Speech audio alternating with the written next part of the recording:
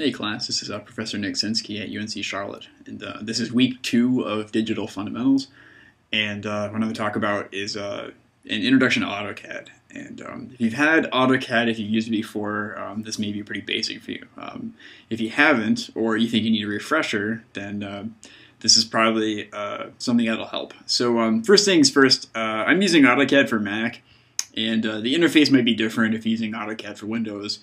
But the ideas are the same, and all you need to do is just kind of locate where those icons are. Again, I think the ideas are very similar. I'm using the default interface, and everything should be stock once you install it. I mean, everything should look just like this. If it's not, a few things you want to look for. I would go ahead and change your properties inspector to essentials. You're not going to need all this information here. Verify that you're in top view up here. Don't mess with this yet. I would turn off, if you go down to the bottom here, you could probably turn off if you have anything on, let's say, the constraints. I would definitely turn off constraints. That's going to get in your way. And make sure that you're in model space for now. We'll mess with that more later, but those are things that might get in your way if you have those things toggled on, and we'll talk about those a bit later. Other things that you'll need to know are basically the idea that in AutoCAD, things are the different kinds of commands and tools you use are represented in multiple places. The icons are the ones that that like new users like to use to do something like, say, start a line or something, right? It looks like a line, so you could click that and start making a line. They're also represented up in the window, up at the top, the menus. You can go to draw line. Okay. If you don't know where something is, you can always go to help, and if you type in something like line, and I click on that, it'll show me where it is. That's pretty handy. Okay, so you can always find things, even in AutoCAD for Windows, by doing that. The other thing that's really important is this parser, and I'm actually going to take this and I'm going to click the mouse and pull this up so you can see a little bit better. I'm going to expand it a bit. Let me pull the edge here. Not wanting to grow here. Okay, yeah. So if I click that arrow, I'm going to pull this. And I'm going to do this just so that you can kind of see it better. It's usually the bottom of the screen, and it's hard to see. This is the parser interface, or the like text, like type in, and it's the way that experts use AutoCAD. You typically want to have a hand on the keyboard and then one hand on the mouse. Okay, so like left hand on the keyboard, right hand on the mouse for most people. And the parser is faster. It's faster to type things in with one hand, to type in the name of the tool you want, and then to use the mouse to point and basically like create geometry. Okay, so I want you guys, if you feel comfortable with icons, you feel comfortable with the menu, I want you eventually to get into using the parser. Okay, this is again the way the pros do it. It's faster. It's more clear. It's just useful. So you can see here there's a little bit of junk left over from some of the other commands that I used, and that's actually a good thing to start with, is to say anytime you start a command, it's going to give you instructions in this window, and it's going to tell you what steps you need to take. And if a tool's not working correctly, the first place you want to check is your parser window. It's going to tell you what you need to do. So I'm going to move this over a little bit to the middle so we can see, and I'm going to go ahead and start with just a basic line. Okay, so if I can go into line, I could click that. I could also start typing in, LIN, L for line, and then pressing in like the enter key. And you can see that it says line, specify first point. So specify a point, and you can do various things where it says specify next point. So I could pick some arbitrary point.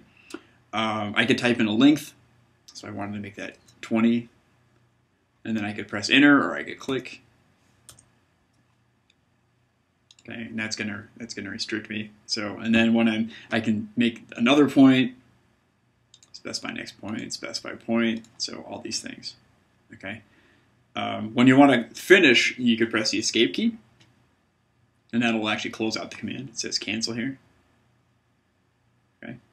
You can select things by clicking and moving the mouse. You don't have to drag. It's actually going to It's actually going to make a selection window. So I can select. Notice that when I select a line that I drew like that, I'm only selecting these 2 lines, not the whole thing at once. That's because these are lines. Okay, each one is a separate line. Let me select all these. I can press the delete key to erase them. Let me undo.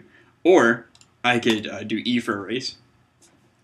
And you can use the arrow keys to select, and then you press enter when you want the command, and that'll do that. Let's go back to line again. So I can do line and specify point, and see there's all these kind of this thing tells you the angle. One thing's going to tell you the length of it. You can turn those off in options, but they can be kind of helpful. If you hold the shift key, it's going to create a temporary orthogonal snap. You can see it says ortho in 0 degrees or 90 degrees. I can also permanently turn it on by toggling it here. So now I'm in ortho. I can untoggle it. There are hotkeys for this. In this case, it's Command L. There's also called polar snap, which is Command U, and polar means like on the poles.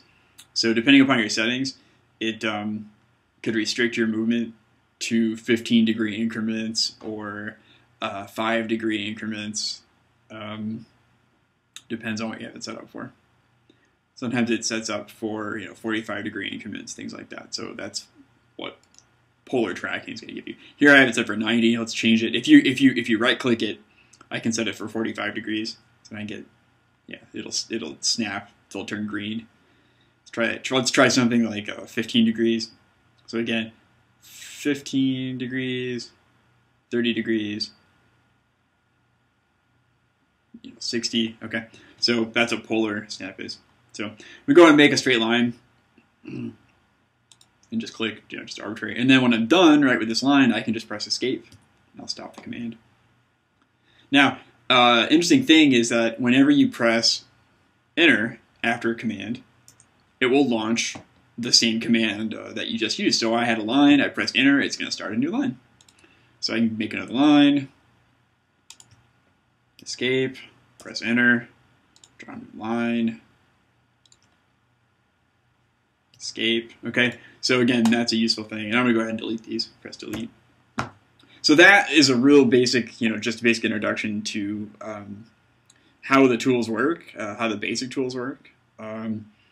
You have other things, and I'll use the icons just to introduce these here. So like a circle. The computer says it wants a center point, right? You got to follow the instructions, it says. So specify a center point, and then you specify a radius. You can type in that radius. I could type in, I want a 5-unit radius. Okay. We're not actually using units yet. This is just to get a sense of how to draw in Autocad.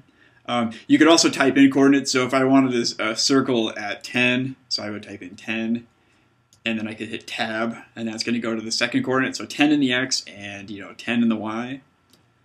Press enter. It's at 10, 10. The radius, how about 10? Okay. So I have a circle. You can see the coordinate system. 0, 0 is where the x and the y coordinates start from. X is in this direction, y is in this direction. This is positive y, positive x. Notice when I move my mouse, there are coordinates on the bottom of the screen. Okay, so again, center of here is about 10, 10.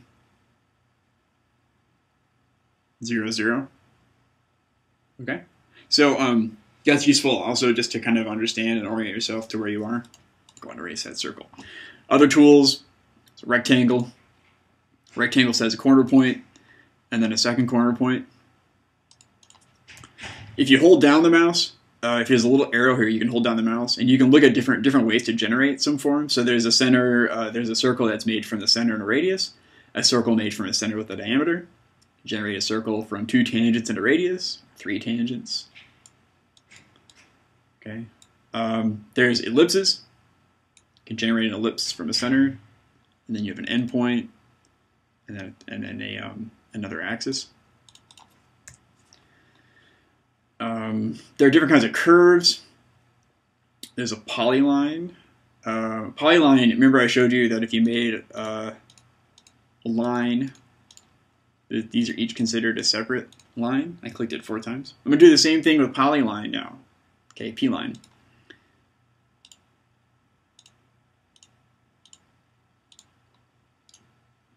You can also, when you're in the command, you can right-click and you can press, and then you have a few other commands here. I right-click and I'm going to press enter, and that's going to stop the command. It's kind of similar to pressing escape. So polyline and then line. So again, line, these are separate. Polyline, see, it's all one line. Okay. Interesting. So to select things, I can in AutoCAD, I can select with the mouse. I can click it. I can select with the window. The selections stay.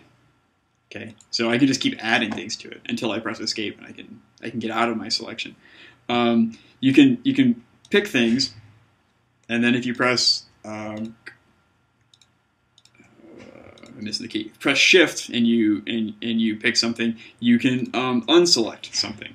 Okay, so pick, Shift, can unselect, pick, Shift, unselect. Okay, so this way you can actually really control your selections really in like a really easy way.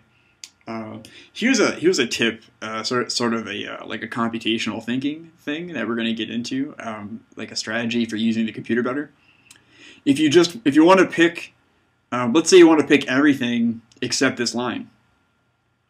You could do this. You could pick this and pick that and pick that. So I'm going to click 4 times, or I could select everything, which is pretty easy, and then unselect the line that I don't want. Okay, so kind of like what we did in the cemetery when we were tracing that tombstone, and I subtracted the grass. Sometimes it's easier to make the whole selection and then subtract the things you don't want. Okay, that's a really powerful strategy for using the computer better. Okay, so that's the basic difference between P-lines and lines. Now, you might ask, well, I'd really like to make these into a P-line. Is there any way I can do that? Yeah, there's a command called PEdit. So think of it as P-line edit, enter. Select polyline or multiple. You don't have a polyline, so what you want to do is do M for multiple. That's the option. You can see that like down here, multiple. So just hit M. And now it says select objects. Okay, fine. So I'm going to pick all my lines that I have, and it says 4 found. Great. Press enter. Convert lines, arcs, and splines to polylines. You bet. I want to make those a polyline. Okay, and then enter an option. And what we did was we made those polylines, but they're separate. So what we wanted to actually say is join. And the distance of that, we wanted it to be 0. If things are touching, 0. We want them to be a line, a polyline. So that's that. And then at that point, you're done. You can just press escape. Check that out. Now you have a polyline. Roughly identical.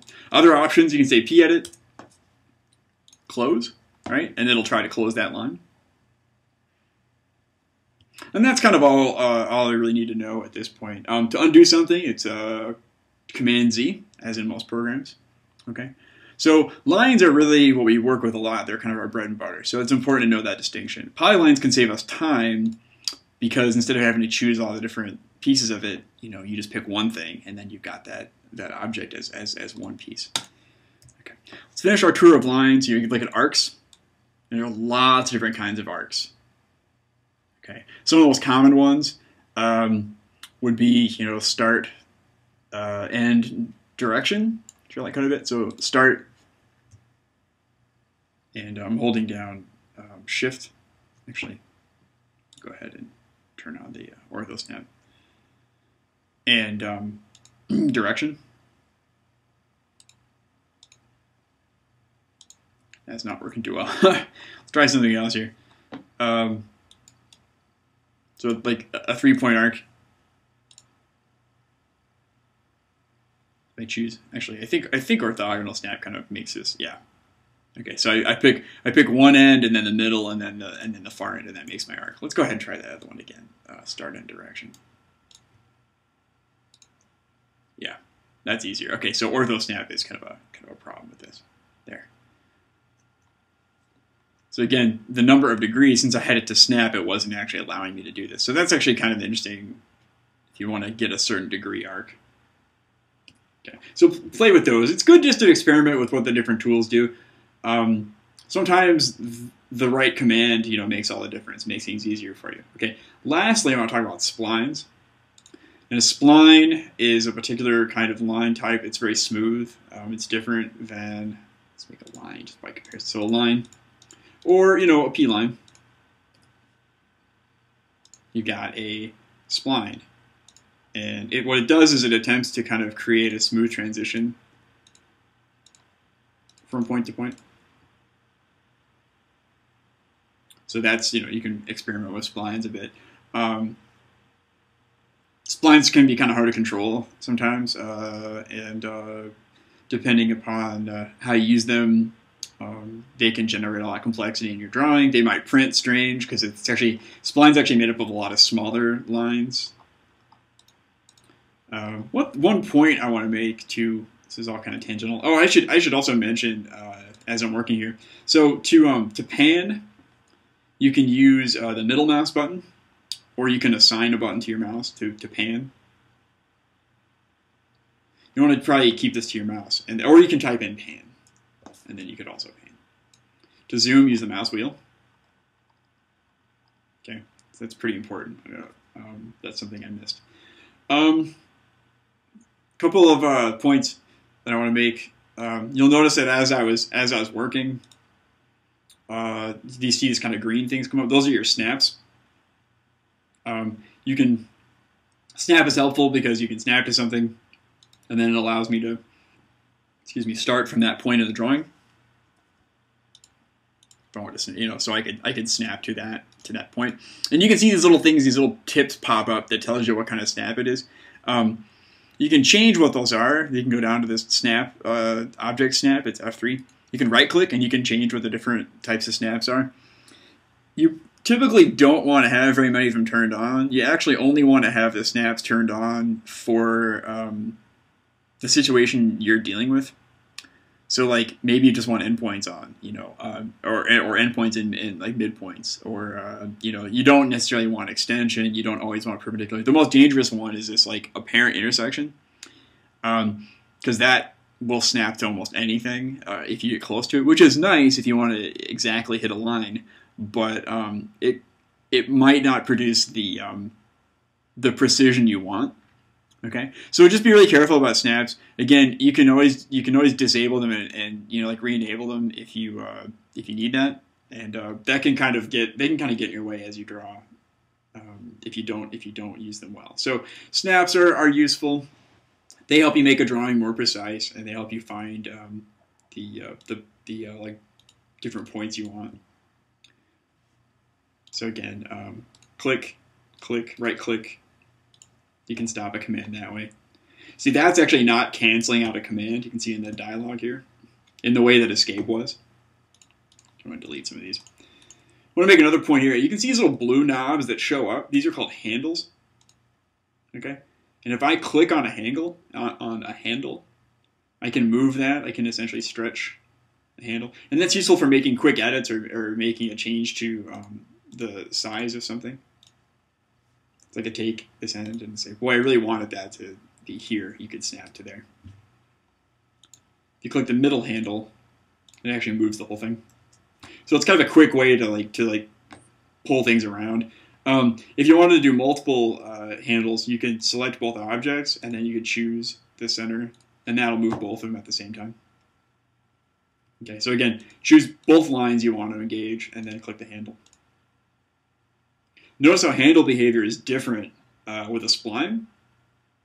So if I pull this, you see how it actually begins to affect the different pieces of the spline. So that's some behavior that you want to be aware of. Okay. The contours that we're going to be working with are not by and large, splines. They're actually polylines. They're made up of arcs that have been joined together, so their behavior might not be quite so strange. Depending upon which topo you use, they may be splines, but I think those are polylines. Okay, so I've gone over basic line types, how to draw lines, how the interface works. The last piece that I want to talk about are essentially modifying lines. Okay, so in CAD, a lot of the things we do are essentially shapes and objects that we've modified. Basically, you start with some shapes and you end up with some new shapes. And so just to show you how that works, I'm going to take a rectangle, basic, right? I can take a rectangle, and I can take a line, and I can trim. So T-R-I-M, trim. It says select objects. Actually, it says select cutting edges, select objects. So the cutting edge is this thing. So imagine this is like a big hot knife, and your shape is like a big piece of butter or something, or like Play-Doh, right? And this is the thing that's going to cut through it. Okay? And then you want to select the object. So like I click it, I do a right click on the mouse, or I press enter to engage the command, and then it says select objects. And this is telling me which objects do you want to cut. So if I choose the top one, oh, sorry, actually I can press enter. Let me do that again. Okay, trim, select objects.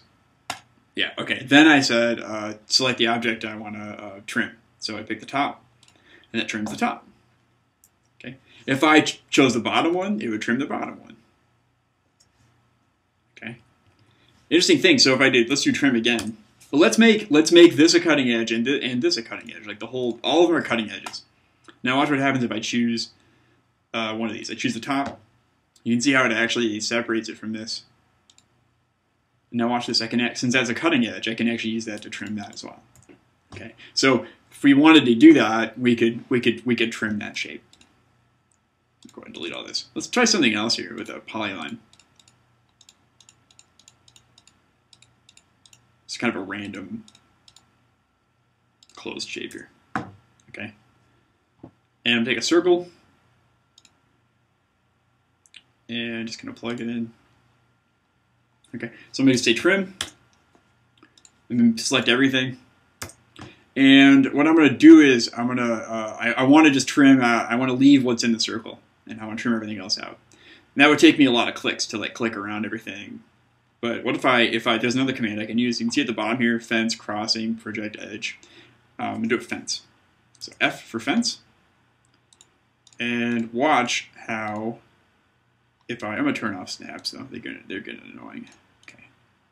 So everywhere that I cross, I'm like kind of making a fence here. And then I'm going to kind of cross over here and then press enter. See? By drawing that fence line, I can quickly trim away all those pieces. And then I can delete that. So now I've got that shape that I wanted. Okay. So fence is really useful with trim. Another useful thing you can do is offset. And you can say specify offset distance or through. So offset, let me just say 2 units. So if I click inside, it's going to offset inside. If I click that and click outside, it's going to offset outside. Okay. You can also do that offset. And O actually gives you offset. So I can, if I turn on snaps here, I can click and I can actually specify the distance I want. So I could snap to something, and then when I make the offset, it offsets the distance that I just drew. So that's actually kind of useful. So I've got 2 lines to make. There's another command called fillet. And fillet has starts off with, it has a radius of 0. I'm just going to show you that really quick. Fillet's a quick way to kind of make a quick corner trim. It's less clicks.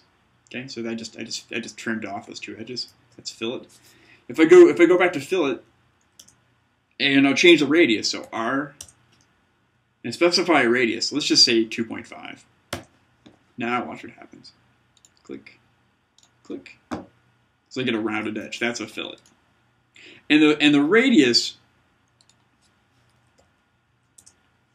I gotta go back. The radius usually stays, but I undid the command. So for 2.5, it's the order you click them in. So if I click these two, you can actually see it, actually give you a preview. That's new. So, and you end up with 3 lines. So you've got that line and the fillet and this one. Okay. Just as an experiment, how would you get those to be a polyline? Right? What's the command for that? That's PEdit. Okay. Okay. So that's modifying things is really useful. Really quickly, I just want to finish up with some of the basic things. Finish up with transforms here. So let's say I have a long rectangle. Okay. If I select it, to move it, I can type move, and I can actually snap. Move. So let's move. And I can actually like snap to the previous position of it. I can kind of snap to the ghost. So that's kind of interesting. Rotate. Makes sense to me. I'm going to rotate about the middle. So rotate about the base point, and then you specify an angle. I can say, 90 degrees. Self-explanatory. Scale.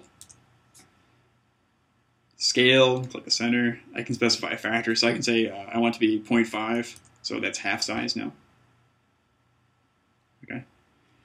We can get into that more later. So, move, rotate, scale, your basic transforms. Copy is extremely useful.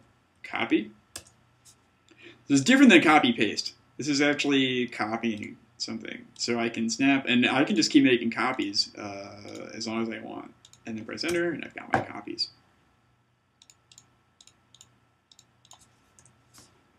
Okay, so copy is extremely useful. Another thing, another transform that we have is the ability to mirror something. So I'm just going to draw a point here. Mirror. So you specify a line.